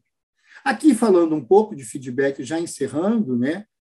A ideia, isso é dentro de um trabalho também do Vincent, um trabalho muito interessante de 2013, sobre o monitoramento e a mensuração da segurança do paciente, de que o feedback é um elemento fundamental, quer dizer, se a gente elabora um plano, né, se a gente bota isso em prática e faz medidas, a ideia de que a gente faça uma devolução clara e nítida aos profissionais, aos pacientes, né? E um trabalho que também não está diretamente ligado à notificação, e está ligado às rondas da liderança pela segurança do paciente, mas mostrando que, quando essas rondas acontecem sistematicamente, né, elas são realizadas de maneira regular, quando as questões de segurança vão sendo equacionadas e resolvidas, e há um feedback desse trabalho, o que a gente tem? Melhores avaliações da cultura de segurança, maior engajamento e participação da força de trabalho nas decisões e um menor nível de burnout e maior prontidão para melhoria. Se a gente pensar isso numa analogia com as notificações e tudo que a notificação gerou em termos de planos de melhoria, é claro que a questão do feedback também é absolutamente central. Quero, então, agradecer muito, mais uma vez, ao Safety for Me, na pessoa do Dr. Salvador, e está aqui o meu e-mail e o meu WhatsApp. Muito obrigado e um abraço a todos, e também estou à disposição para as perguntas. Eu não acompanhei muito tempo, espero não ter ultrapassado. Não, deu super certo, parabéns, professor Victor, obrigada aí pela excelente explanação, e trouxe para a gente também grandes reflexões, né, como os demais palestrantes, ou seja, essa questão que você trouxe muito bem sobre as características, né, do sistema de notificação, aí na referência do Vincent, o foco na aprendizagem, que é muito importante, né, o quanto que esses relatórios, né, de incidentes, eles podem gerar uma aprendizagem dentro da instituição, acho que é o principal foco, né, bem como eu trouxe de uma forma bastante consistente aí o quanto que a gente também pode promover melhorias, né, as barreiras, a importância das barreiras, uma avaliação bastante efetiva. Gente, olha, vocês três receberam aí vários parabéns no nosso chat, depois vocês deem uma olhada, a turma está adorando, e nós estamos aqui com espectadores que desde o início eles não saíram por nada, estão acompanhando, porque realmente a nossa tarde está muito rica, graças a vocês que trouxeram aí um conteúdo muito consistente e bastante agregador, tá? E nós vamos ter um tempo aqui, que bom, né, para uma rodada, pelo menos, de perguntas. E aí eu vou trazer uma pergunta, e vocês, por favor, sintam-se super à vontade em um complementar o que o outro for falando, que a ideia é que a gente faça um bate-papo bem bacana e também bem descontraído, e quem estiver na plateia, quiser mandar alguma pergunta também, algum comentário, fique super à vontade, que conforme eu for tendo tempo, eu vou trazendo aqui para os nossos convidados.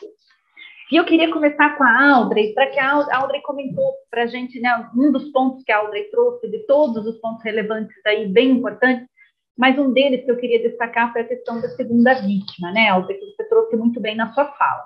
Então, que a segunda vítima, ela refere-se, né, ao profissional de saúde que apresenta um quadro, né, de sofrimento emocional decorrente de um evento adverso que pode ocorrer dentro de uma instituição de saúde, né, e aí a gente tem aí vários estudos que demonstram o impacto disso e a importância que a organização tenha um olhar para a segunda vítima e que isso também não é tão simples, a instituição precisa desenvolver, de fato, um processo de maturidade.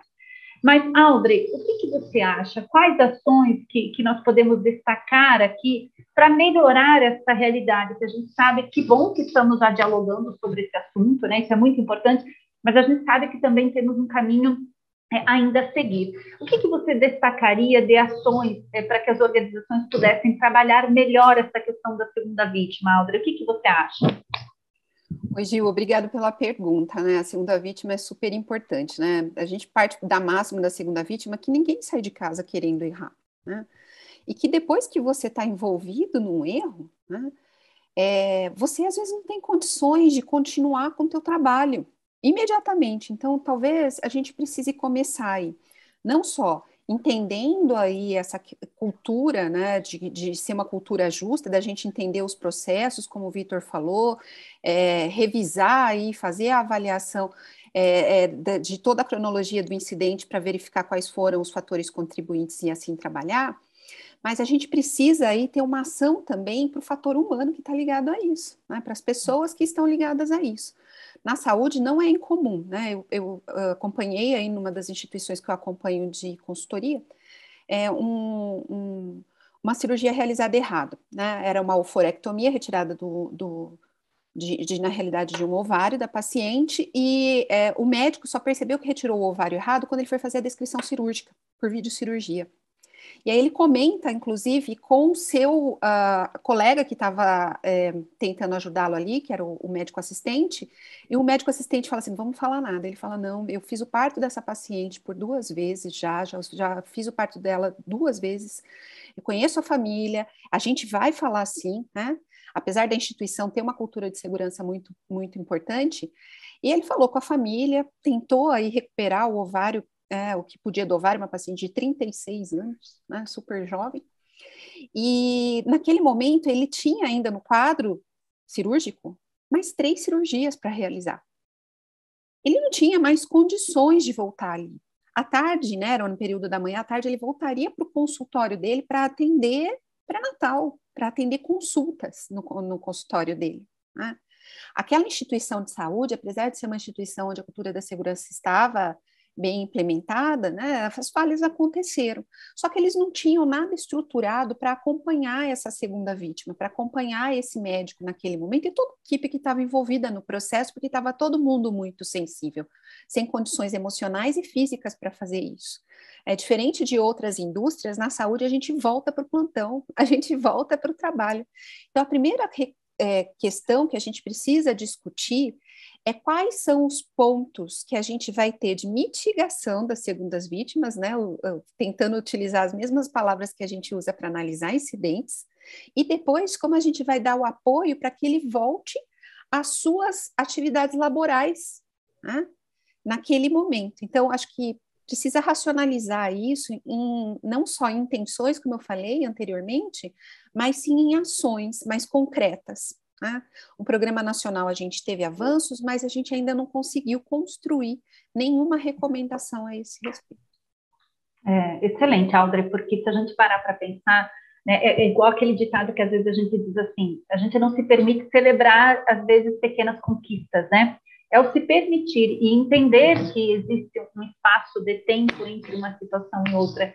E às vezes a gente deixa tanto de comemorar uma questão bacana, um resultado bacana que nós conseguimos por conta desse espaço de tempo que a gente não permite que ele tenha, e ao mesmo tempo também nessa situação que você está colocando, a importância de ter esse espaço de tempo para que aquele profissional possa, inclusive, refletir sobre o que aconteceu e que ele esteja acolhido, né? Excelente, Audrey.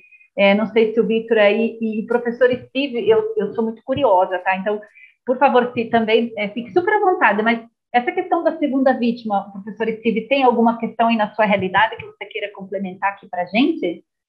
Por gentileza. Yes, thank you. As Audrey was talking about that case, I flash back to the one that I told you about, the Vio case, the nurse who took the pancreatic enzymes and gave them intravenously. That ended her career. And it wasn't that she was prosecuted or anything, but she was just emotionally destroyed by that. So, yes, there are definitely secondhand victims. Any serious medical error. And you mentioned the wrong ovary coming out. I know of a case where a patient had a cancerous tumor in one kidney, and they took out the wrong kidney. So you imagine where that leaves the patient. Now they have to take out the cancerous kidney too, and the patient's on dialysis for the rest of their life. So it's a problem. I mean, the best solution is to avoid the errors in the first place. The Vio case thing should have never happened, obviously.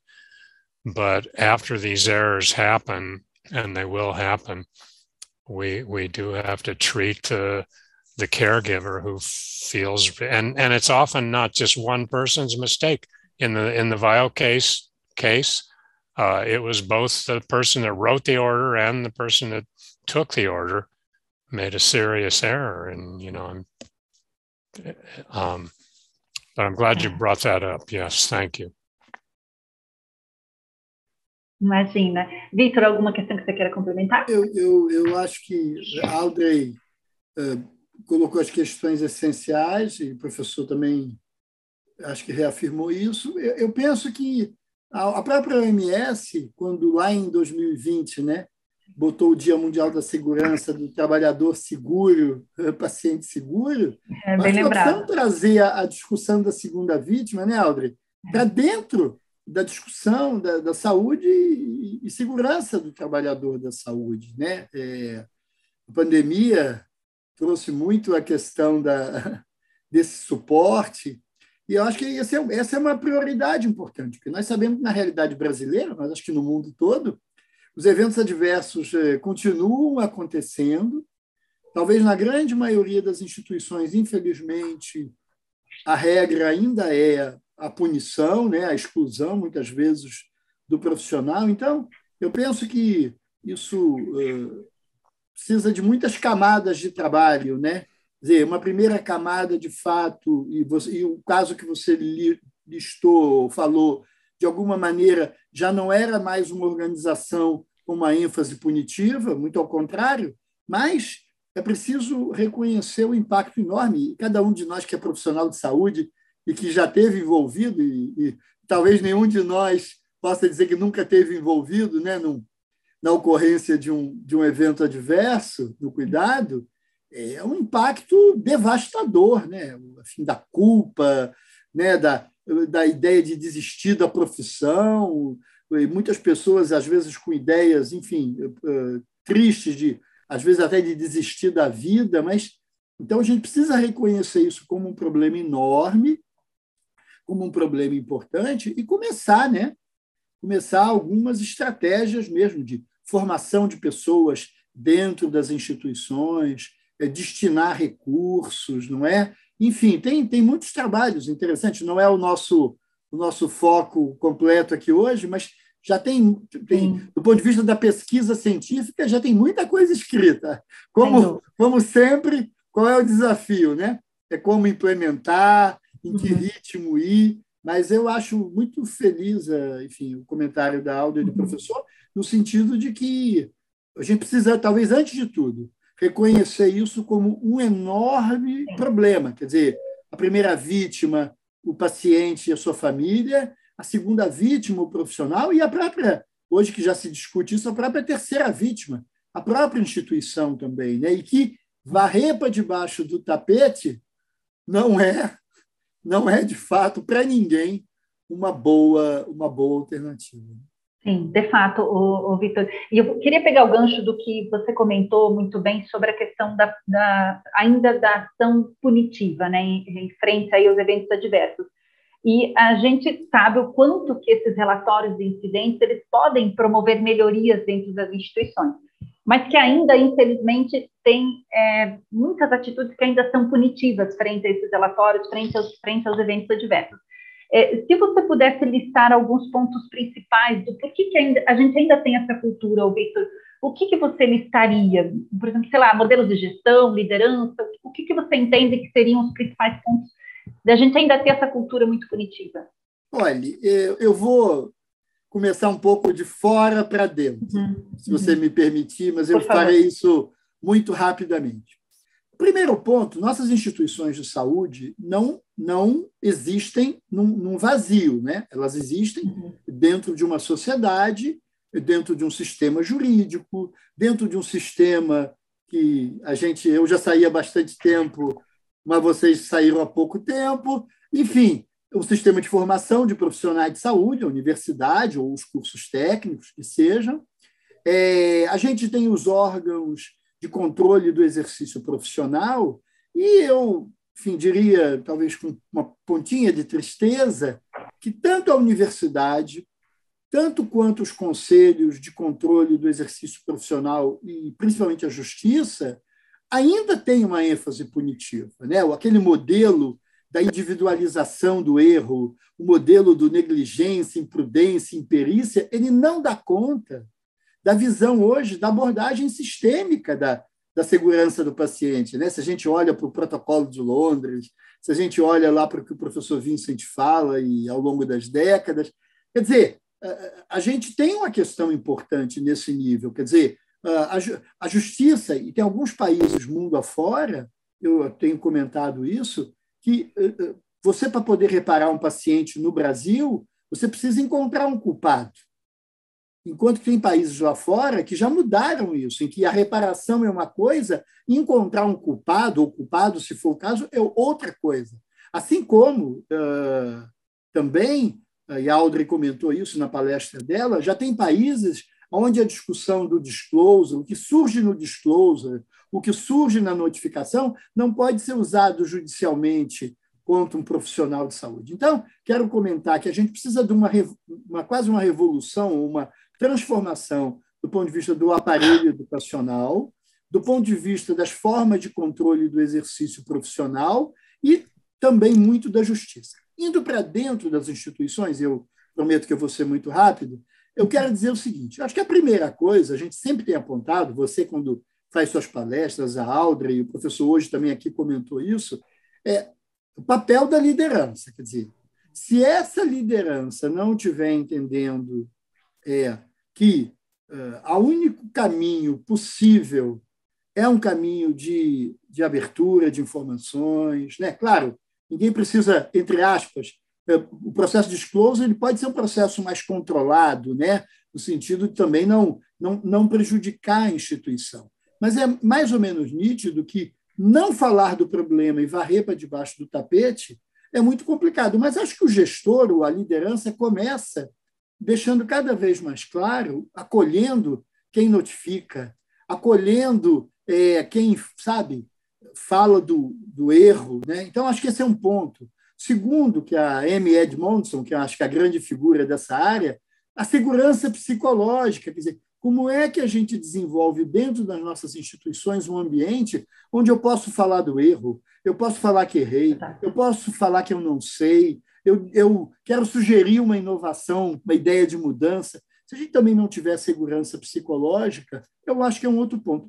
Mas o terceiro, talvez que seja o mais importante, eu penso, que é, de fato, com essas coisas que são notificadas e são importantes, tentar aprofundar, tentar tirar ensinamentos e fazer esse feedback. Eu acho que, quando há escuta, quando há trabalho em cima do que é falado, né, com plano de ação, e quando há um feedback, a gente, na prática, não de discurso, na prática, a gente consegue convencer e ganhar os profissionais para dizer, não, vale a pena notificar, não vale a pena falar das coisas, tem retorno. Agora, tudo isso mais fácil em algumas instituições, mais difícil em outras, mas eu penso que é um pouco desse caminho. Excelente. Uma liderança engajada na ideia do aprendizado e não da punição, a ideia da segurança psicológica e, claramente, uma ideia de feedback,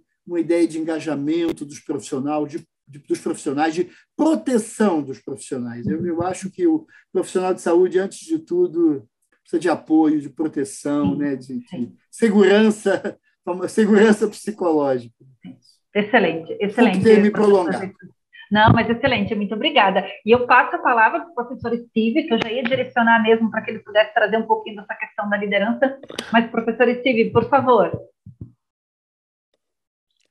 Thank you. I just, Victor brought up a very important point that I want to make in a different way, which is learning from our mistakes. Again, this is a lesson that we can take from aviation. The famous quote, of course, is those who refuse to learn from history are forever condemned to repeat it. And we seem to do a lot of that in medicine. So in aviation, in the US, the Federal Aviation Administration, the FAA, made a rule about 20 years ago of what they call no-fault reporting, which means if you had a near miss of some sort, any kind of near miss of an accident, frequently mid-air collisions, you can report that and publish it, and nobody can go after you or find fault or do anything. And you learn from those mistakes. Learn from our mistakes is the key. We don't have that in medicine. I'd love to hear how it is in Brazil, but I can tell you in the US, you've got to be very careful about talking about your mistakes, because there's these literally thousands of malpractice attorneys out there waiting. I have caught malpractice attorneys in our hospital cafeteria over listening to patient conversations, looking for material for lawsuits.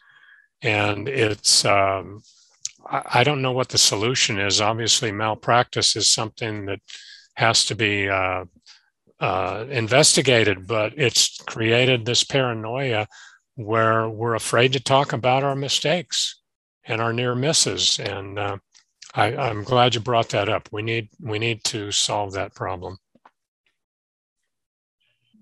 Precisamos, professor Steve, estamos na mesma página, viu? Posso lhe afirmar. Eu até quero deixar a Audrey aqui, se quiser complementar alguma questão, Audrey, por gentileza, fique super à vontade. Não, eu acho que assim, a complementação é só assim para que a gente entenda que a gente vai ter que apoiar os profissionais, né? A pandemia deixou isso muito claro para a gente, né? Essa mesa é extremamente importante que a gente tenha canais de discussão, né, para que a gente comece a propor aí novos desafios. A OMS está falando sobre isso, né? E acho que agora é mão na massa mesmo, né, de como a gente pode implementar essas questões, né? Isso precisa vir da gestão até, mas principalmente da gestão de pessoas, das organizações, eu acredito muito nisso, né? Porque quem deveria estar cuidando muito das pessoas também são os profissionais aí. E, além disso, os conselhos de classe, né? A gente vê algumas sensibilizações aqui no Brasil dentro dos conselhos de classe para a segurança do paciente, mas ainda há muito a gente desenvolver também.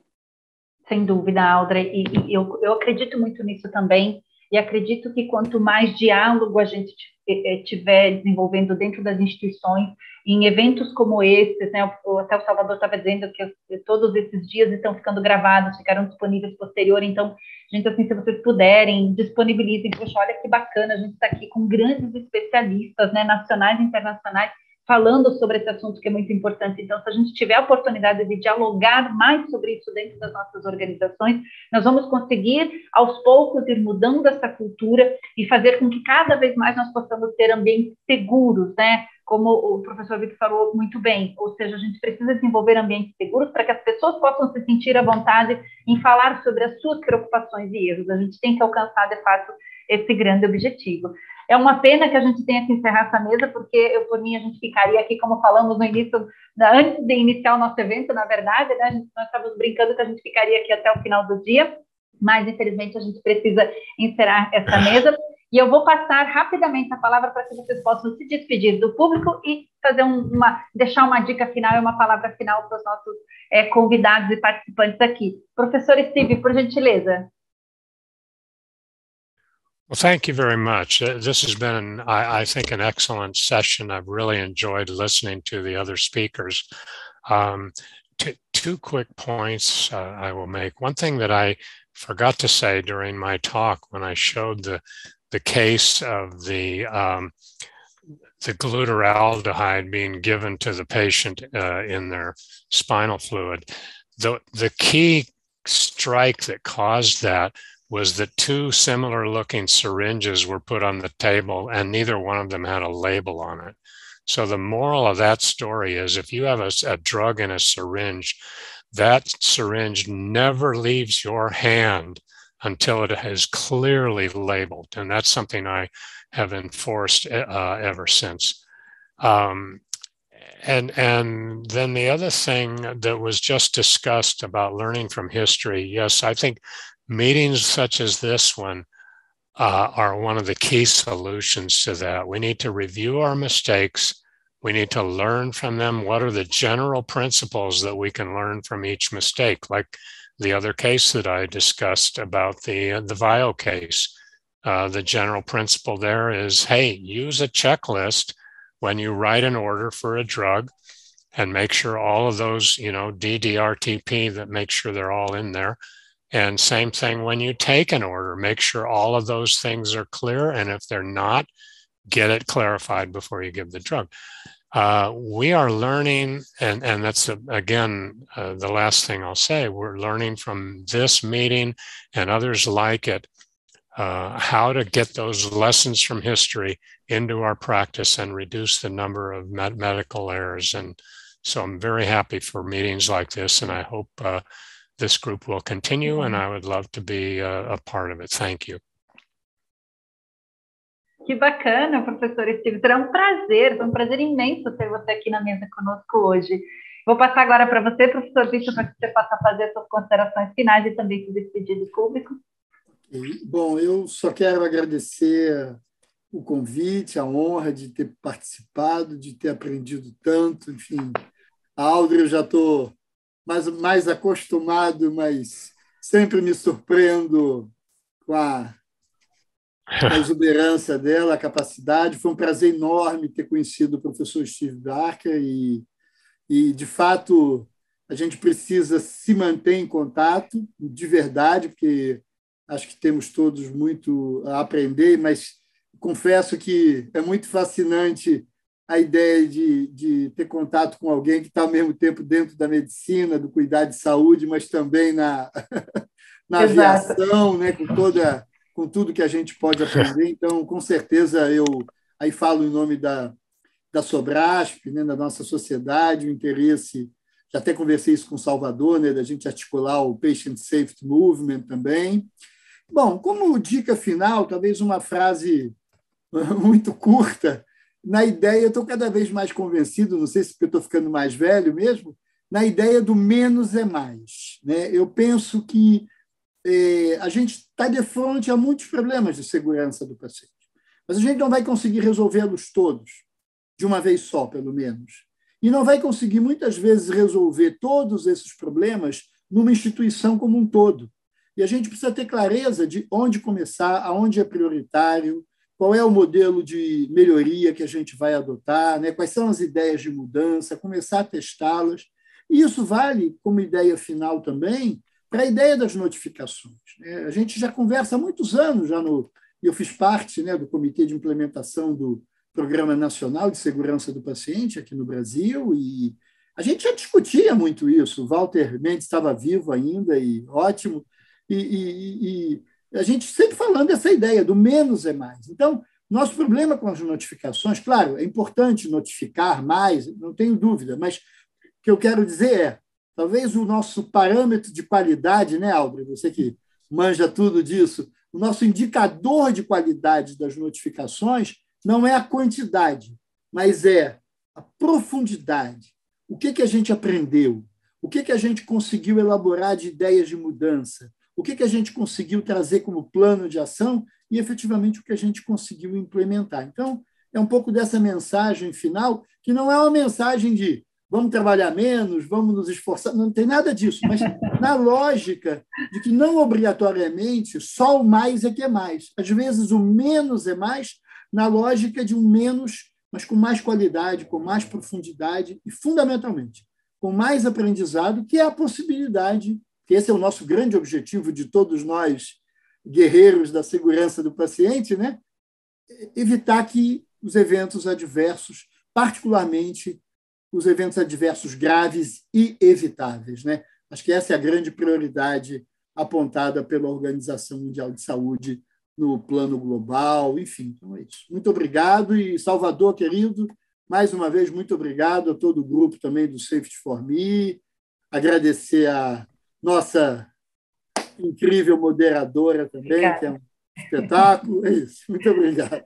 Obrigada, professor Vitor. Para mim é um prazer, fico muito lisonjeada sempre de estar moderando a mesa onde você está, aprendo muito sempre. E agora eu passo a palavra, eu falo que é a minha mestra, que aprendi e continuo aprendendo muito com a Audrey, que eu tenho ela como amiga e respeito muito, e tenho uma consideração muito grande, que sempre traz aí coisas inovadoras e reflexões importantes, né? Eu aprendi com ela que são com sucessivas aproximações que a gente vai conseguindo mudar a cultura, a gente aprende com a Audrey.